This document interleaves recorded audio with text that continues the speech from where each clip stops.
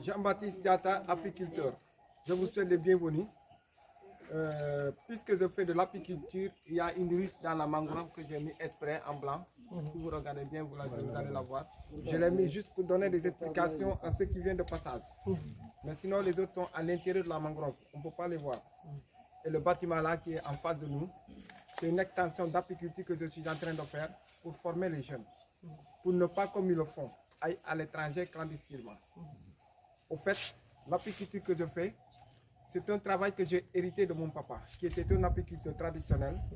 Après ma formation, nous avons créé ce groupement d'intérêt économique, un GIE, dénommé Kasoumen. Kasoumen, au fait, c'est un Ndiola. De Ndiola, cela veut dire rendre sucré. Pas Kasouma qui est bonjour. Donc son miel est le magie miel. Pourquoi cette appellation? C'est juste pour vous rendre compte de la magie du travail réalisé par les abeilles, qui, à partir du pollen et du nectar, récoltés par une série de transformations, une partie sera stockée mise en alvéole, qu'elle ferme les abeilles, tandis que l'autre partie se fera vivre l'ensemble de la ruche. On va à l'intérieur de la miellerie. Voilà. À l'intérieur de la ruche, nous avons ces cadres avec du fil de fer inox pour ne pas que la ruche touche le miel et de la cire, le blanc là, la cire. La cire, c'est juste pour attirer les abeilles quand elles viennent butiner dans un arbre qui fleurisse. En temps de récolte, avec des couteaux spéciaux qu'on prend pour déserperculer ces cadres. On met une bassine par là et la déserperculation se fait ainsi.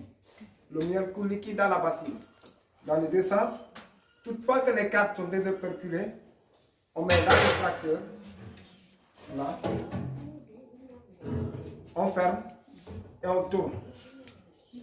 Donc si vous mettez votre main par là, vous allez sentir un peu de vent. Ce vent-là, c'est pour l'extraction du miel, pour avoir le miel liquide. Toutefois que les cadres sont extraits, c'est un travail de nuit. On rend les cadres vides au richier. Le lendemain, les abeilles continuent à travailler. Nous, ce qui nous intéresse, c'est le miel liquide. On met un seau de réception là, et j'ouvre le robinet, elle coule liquide. Si le seau est plein ou c'est fini, on ferme. Et on transporte le seau à la deuxième salle, à la salle de maturation, qui veut dire refiltrer. Il y aura des déchets de fil qui vont échapper de là et on va les récupérer de l'autre côté. C'est bon? Et là, par contre, vous avez une cuisine pour la cire. La cire, c'est ça, la cire d'abeille. Voilà. Donc, avec ça, on fait les plaques pour attirer les abeilles. Et avec ça aussi, on peut faire des bougies. Donc, si c'est moi qui l'utilise pour ça, je mets de la cire brute là, que je récupère liquide là. Par contre, s'il y a quelqu'un qui veut tirer du poisson par exemple, il enlève ces deux matériaux là, qu'il met de côté, et il met son poisson, après il ferme. Et maintenant il faut l'ouvrir.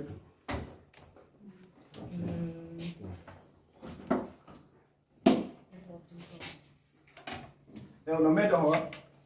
On oriente selon les rayons du soleil, ça fait la cuisine. Baisse. Encore, vas-y. Voilà. On le met dehors, on le met dehors, on oriente selon les rayons du soleil, ça fait la cuisine.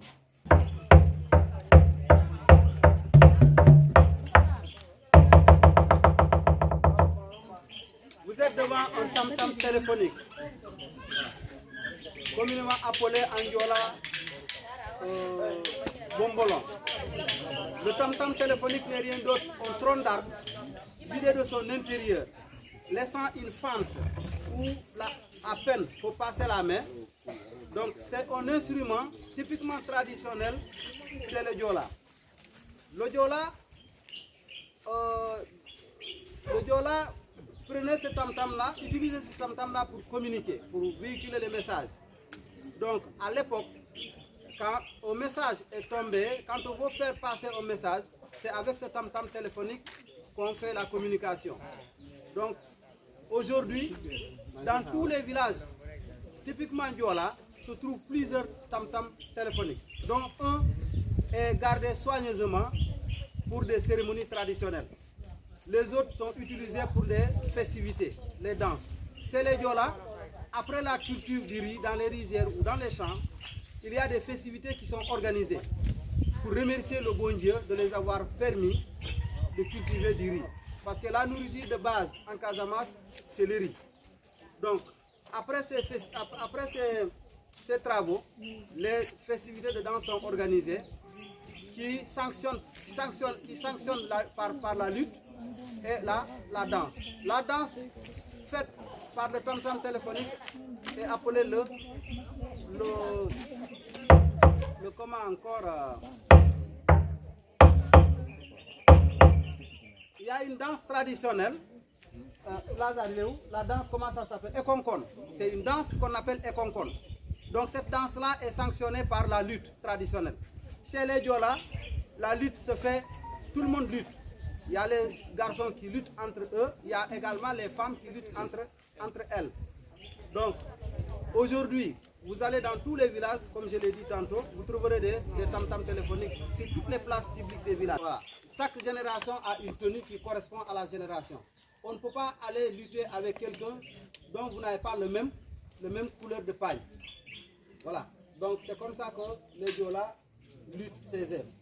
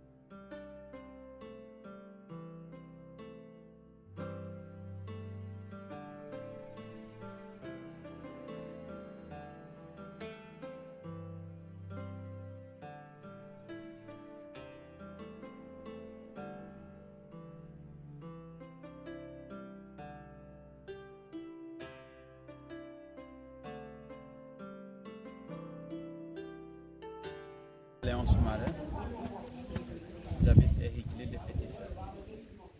C'est le propriétaire du campement, la famille. Voilà, comme je vous ai dit tout à l'heure, nous on vit sur le tourisme et la récolte du vin et aussi les femmes ils vivent sur la récolte des huîtres aussi et la culture du riz. La Bindiaï, quel moment, quand vous allez justement, vous allez prendre le bus. Il y a des moments où ça marche, il y a des moments aussi où ça ne marche pas du tout. Ah oui. Comme c'est un réseau très sensible, le tourisme, une activité très sensible. Donc, dès qu'il y a un petit événement, ça fait chuter tout. Voilà, ils peuvent pêcher, ils peuvent marcher à travers l'île, parce qu'on a un site ornithologique, ils peuvent aller voir les oiseaux si ça les intéresse. Ils peuvent aller dans les ballons. Donc il y a du kayak, il y a du paddle, ils peuvent faire du sport aussi. Donc si on est au Sénégal, il faut qu'on mette en valeur tout ce qui est sénégalais. Non, dès qu'il y a de la stabilité, de la paix, s'il n'y a pas d'épidémie comme comment ça s'appelle, le Covid et tout ça là, dès que tout va bien, alors le tourisme ça va. Les gens s'ils viennent. Et la Casamance, vous savez, c'est une particularité aussi. La Casamance, c'est déjà pas facile. Donc en plus, si tu ajoutes à ça d'autres difficultés, là, ça coupe tout.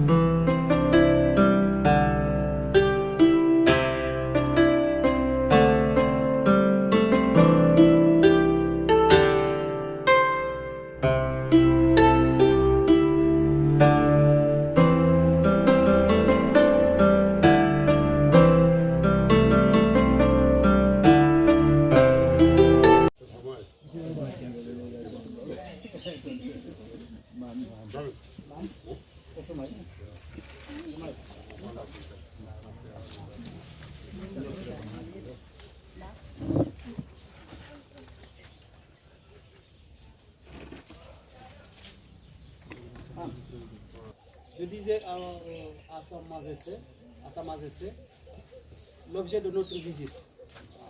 Vous êtes là dans le cadre du festival. On a fait le tour des îles, mais vous avez jugé nécessaire de passer lui dire bonjour. Donc, de passer lui voir dans son bois sacré. Voilà. Donc, c'est ce que je lui disais tout à l'heure en langue diola.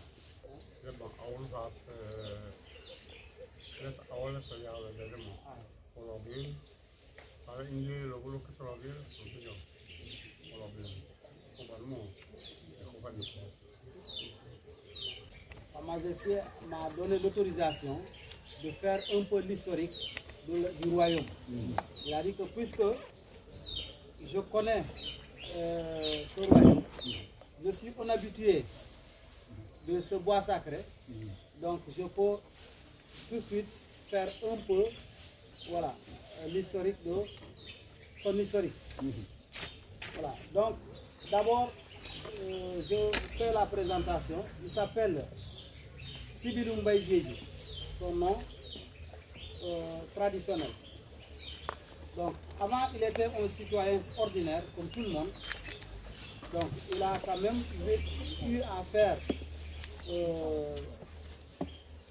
des services quelque part. Il fut golfeur au club méditerranéen. Il a été aussi gérant d'un campement villageois. Il a été également aussi vigile dans l'hôpital d'Oussouye. Il a été également mécanicien. Donc voilà son parcours avant d'être intronisé roi d'Oussouye. Donc c'est en 2000 qu'il a été intronisé comme roi, le 17 janvier 2000. Voilà, donc c'est quand il était à l'hôpital, c'est en ce moment-là qu'il a été quand même, je ne dirais pas capturé, mais il a été quand même conseillé de venir prendre la charge du trône. Donc depuis le 17 janvier 2000, il est devenu roi d'Oussouye. Donc c'est un royaume qui couvre 17 villages, dont 2 villages sont dans la zone de la Guinée-Bissau. Voilà. Donc c'est quelqu'un qui a une lourde responsabilité. Donc c'est une personne spirituelle. Donc il a la charge de tous ces villages-là. Tous les problèmes qu'il peut quand même avoir dans ces villages-là, c'est la personne numéro 1 qui doit régler tous ces problèmes. Donc vous êtes sans savoir que dans les zones le plus souvent, les problèmes sont des problèmes fonciers. Donc il est en tout cas le responsable de pouvoir trancher tous ces problèmes. Donc c'est pourquoi aujourd'hui c'est un personnage qui a quand même une lourde charge, il a une lourde responsabilité. Il est également aujourd'hui la charge sociale de toutes les populations dont il gouverne. Donc il a également une relation excellente avec les autorités étatiques. Donc à savoir le préfet du département, parce que Oussouye c'est un département, il y a le préfet, il y a le maire. Donc il a d'excellentes relations aussi avec ces autorités-là. Donc voici un peu le parcours de Sa Majesté. Aujourd'hui, il a beaucoup d'interdictions. Donc ce n'est pas une personne libre. Donc il ne peut pas faire beaucoup d'activités comme nous pouvons le faire. Aujourd'hui, il ne peut pas voyager en dehors de son territoire. Voilà. Il est censé rester dans son bois sacré pour s'occuper des problèmes de ces populations. Aujourd'hui, dans son bois sacré, il y a un fétiche. Il y a un fétiche. Les gens qui ont des soucis, des problèmes, que ce soit sur le domaine de la santé, que ce soit sur le plan du travail, que ce soit aussi sur autre chose, les gens viennent consulter son fétiche. Voilà. Donc, mais la consultation, c'est les animistes, se font avec le vin de palme. Voilà, c'est pas comme c'est les marabouts où on peut vous demander quoi que ce soit, mais lui, tout ce qu'il vous demande, c'est le vin de palme, de ramener le vin de palme. Et dès que vous ramenez le vin de palme, il faut verser le vin de palme auprès du fétiche et prier à ce que votre besoin soit exaucé. Voilà un peu ce qu'ils font dans le cours royal. Mais encore une fois, il est disponible.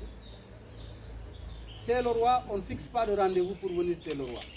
Depuis hier, on ne pouvait pas téléphoner pour dire qu'on cale un rendez-vous. Mais c'est pour dire que c'est quelqu'un qui est disponible. Dès qu'il a le temps, il reçoit tout le monde. Il reçoit tout le monde. Le jour où il ne reçoit personne, à savoir qu'il a d'autres activités à faire. Parce qu'il a aussi d'autres activités qu'il s'occupe. Donc, pour dire que c'est un personnage dont toutes les autorités qui viennent dans ce département-là sont dans l'obligation de venir lui dire bonjour. Voilà. Macky Sall est venu ici 2 fois. Sonko est venu ici. Et tant d'autres autorités qui sont passées dans le département sont passées lui dire bonjour. Voilà. Donc, il vous souhaite la bienvenue dans son bois sacré. Il m'a chargé de vous dire qu'il est très content de vous voir, venir quand même vous voir. Vous avez toute la bénédiction de son royaume. Donc, ceux qui viennent d'ailleurs sont considérés dans le département comme ses fils. Donc tout ce qu'il faut faire, c'est de vous prier, voilà, de séjourner en santé, en paix dans cette basse Casamance et de retourner aussi auprès de votre famille respective en bonne santé.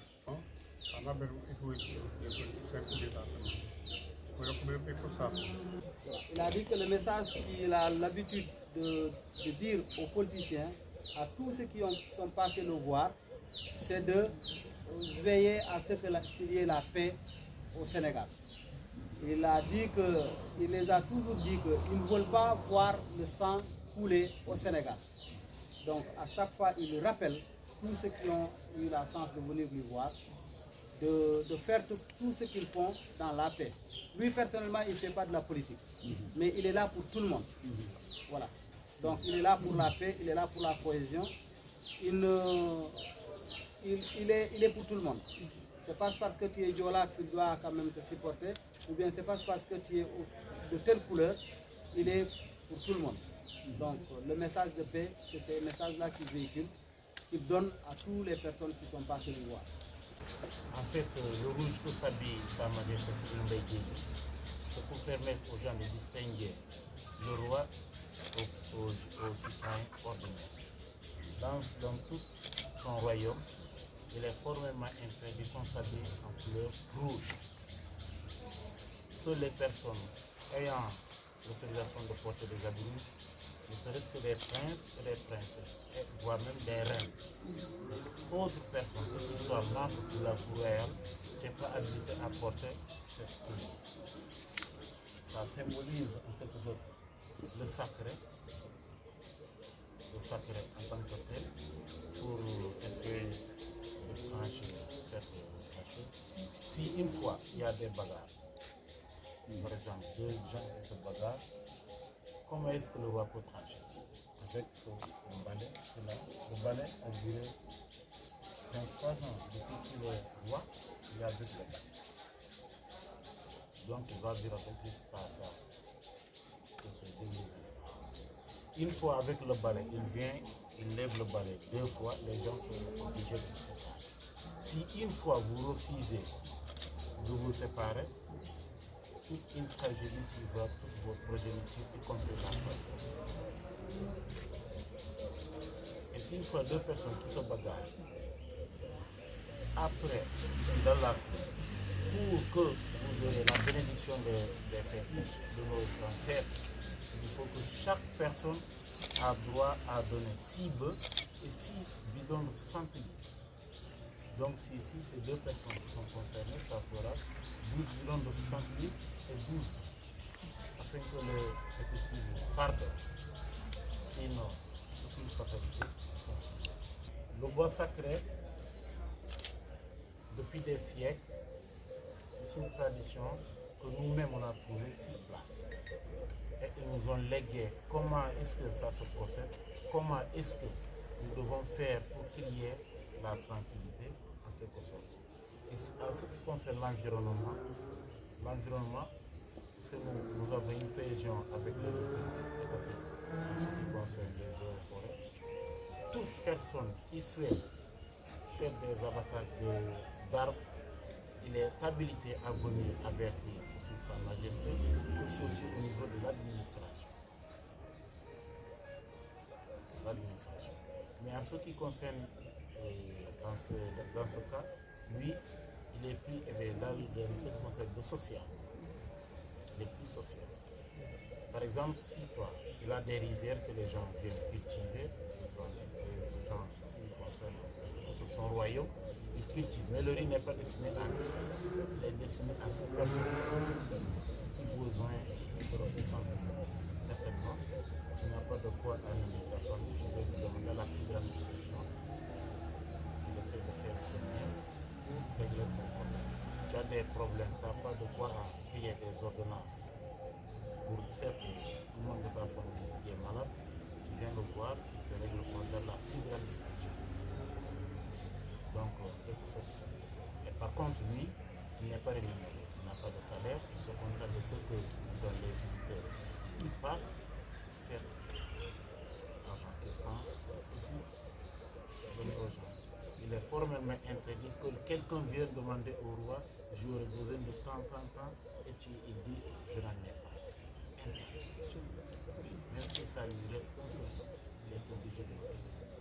Le roi, son rôle principal, c'est d'unifier son royaume, de faire en telle sorte que la paix règne dans son royaume, vu que dans chaque village, sur les 17 villages, il a des représentants. Dans ces 17 villages. S'il y a un contentieux dans un village, son représentant sera obligé d'appeler les personnes concernées, ils viendront jusqu'ici, essayer de trancher la situation, sauf en cas de crime. Sauf en cas de crime, parce que là, il serait obligé de léguer le contentieux aux autorités compétentes, voire la gendarmerie ou bien autre.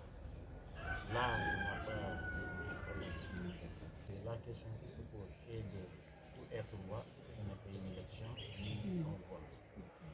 Tout un rituel qui se fait durant voire même des années jusqu'à la personne désignée par les fétiches. Après avoir aussi fait plusieurs consultations, si réellement c'est la personne qui doit être roi, c'est vraiment lui.